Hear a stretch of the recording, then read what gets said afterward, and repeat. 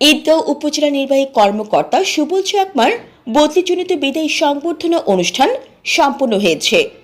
বৃহস্পতিবার ঈদগাঁ জাহানারা ইসলাম বালিকা উচ্চ বিদ্যালয় হলরুমে ইউনিয়ন পরিষদ অ্যাসোসিয়েশন ঈদগাঁও উপজেলা শাখা কর্তৃক আয়োজিত অনুষ্ঠানে শুরুতে কোরআন তেলাওয়াত করেন হাফিজ বজলুর রহমান। ইসলামপুর ইউনিয়ন পরিষদের চেয়ারম্যান মাওলানা দেলাওয়ার হোসেনের সভাপতিত্বে শিক্ষক মোজাম্মেল হকের সঞ্চালনায় বিদায়ী সংবর্ধনা অনুষ্ঠানে সূচনা বক্তব্য রাখেন ইউনিয়ন পরিষদ অ্যাসোসিয়েশন ঈদগাঁও উপজেলা শাখার সদস্য সচিব ও জালালাবাদ ইউনিয়ন পরিষদের চেয়ারম্যান আলমগীর তাজ জনি।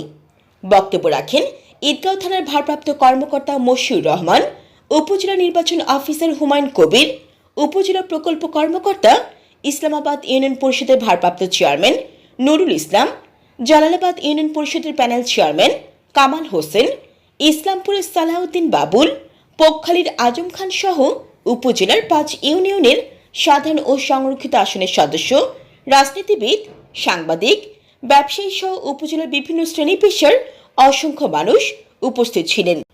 অনুষ্ঠানে বিদায়ী ইউএনও সুবল চাকমা বলেন, মানুষ তার কর্মের মাধ্যমে বেঁচে থাকে। আমি চেষ্টা করেছি জনগণের সেবক হিসেবে কাজ করতে। সরকারের সকল ধরনের সেবা জনগণের দোরগোড়ায় পৌঁছে দেওয়ার চেষ্টা করেছি।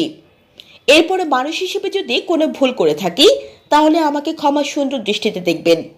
অনুষ্ঠানে বক্তারা বিদায়ী ইউএনওর সুস্বাস্থ্য ও পরবর্তী কর্মজীবনের সফলতা কামনা করেন। এ সময় অতিথিরা নবাগত ইউএনও বিমল চাকমাকে বরণ ও বিদায়ী ইউএনওকে ফুলের তোড়া দিয়ে শুভেচ্ছা জানান এবং সম্মাননা ক্রেস্ট প্রদান করেন। Jannatul Afsana, news desk, Eidgaon TV.